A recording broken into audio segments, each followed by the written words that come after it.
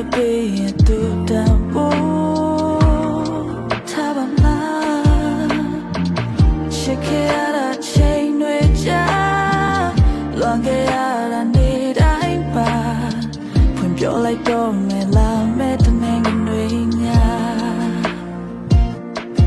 သူချစ်ဖို့ခံနေတာဒါမှမဟုတ်ချာသူကနေရဦးလို့ထားပြီလားဒီမှာချင်များ